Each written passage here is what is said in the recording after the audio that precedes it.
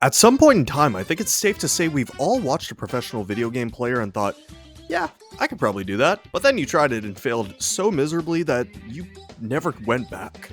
Well, that's how I started speedrunning, and more specifically, Super Mario 64. When I first started watching, all I could think is, so all you do is play the same game all day? Yeah? And every time you do the exact same thing? Yeah? Doesn't it get boring? Well, kinda. Then, why don't you stop? And just like that, a video game addiction is born. And that's pretty much what speedrunning is. But there's something about Super Mario 64, when you hit a trick or you pretty much don't die, it makes all the hundreds of times you watch the opening cutscene worth it. Even though it'd be nice to skip that. Whoa, okay, never mind. Now in this video, I'm going to help you prepare for your first ever Super Mario 64 speedrun. And just like everything, practice makes perfect. But if you've ever played this game casually, you already know how hard this game can be. Even when you think you're doing great, the game will just throw an invisible wall at you for absolutely no reason. Speedrunners will try to tell you they found a way to avoid them consistently, but end up hitting one at the top of TikTok clock every time I watch the stream. But aside from that, luckily this game has pretty much little to no luck.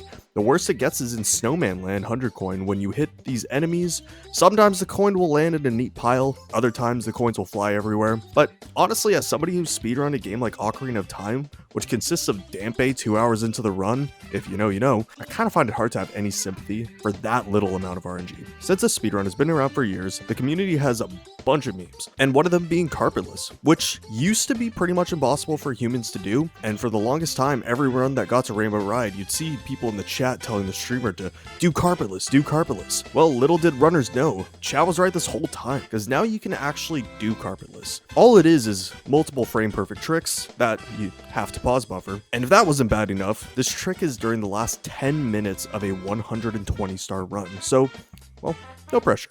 Now when it comes to picking and choosing which category you do, you have to think about a few things. For example, how often do you make mistakes? In 16 star, a mistake could lead to losing maybe like a few seconds, but if your time isn't the best, it's not really the end of the world, you can absolutely keep going. In 120 star on the other hand, if you make a mistake at the end of a 100 coin star, or just fall off the cloud stage, you'll easily go from, this is an easy PB, to seeing your chat say, well, this is just time saved for the next run. And don't worry, everyone's first few runs kind of looks like this, where you'd be minus 3 minutes just to have one catastrophic moment leading to you being, well, plus 1 minute. 70 star on the other hand is sort of like 16 star in that regard, except you're pretty much just doing womps all day, but at least once you get out of womps, you're hit with, well, back-to-back pillarless, which will most likely send you back to womps. But if you really want a soul-crushing experience, there's a trick that even Nintendo wanted to get patched with its release of the Shindu version, and that's BLJs. Also, they patched So Long Gay Bowser.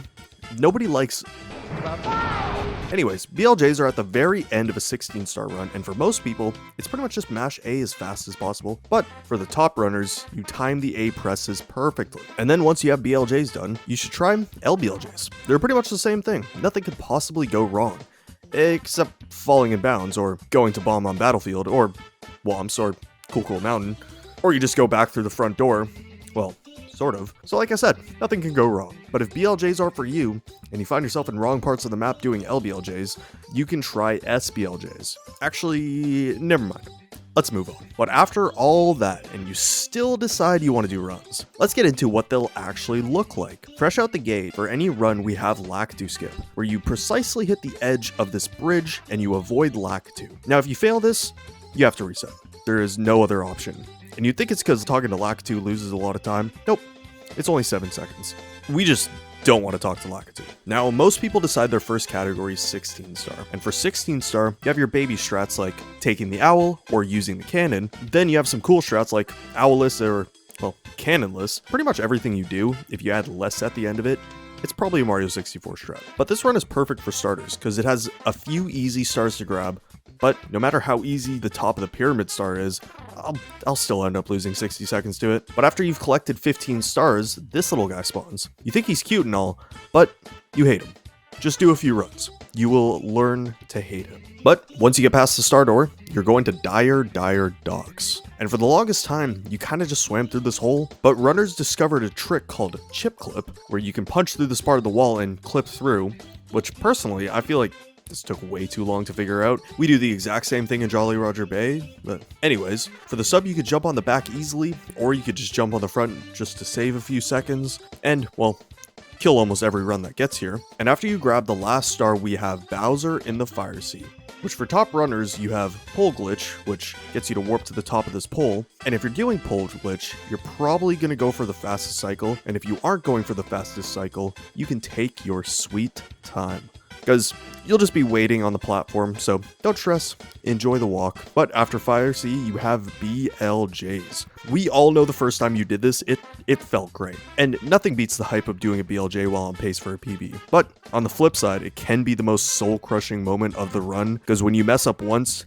you're bound to mess up over and over and over again. And after all that, to finish your first ever 16-star, we have the last stage. And that's Bowser in the Sky, which has a lot of different strats to do. Different cycles, another invisible wall for some reason. But no matter how you do this stage, it all leads to throws. You've already hit your first 2 Bowser throws, but with the pressure of this run, these throws are kind of like BLJs, because when you miss one, there's a good chance you're going to miss more. But after you hit all 3 throws, you are done. And you're going to collect the 17th star, or, well, this one doesn't count. But congratulations, you did your first Super Mario 64 speedrun. If you like this video, make sure to leave a like, it really helps out the channel. Also make sure to subscribe, it lets me know you're enjoying the videos. This will most likely end up being a series, so if you have any suggestions, let me know in the comments below. And as always, thanks for watching. See ya.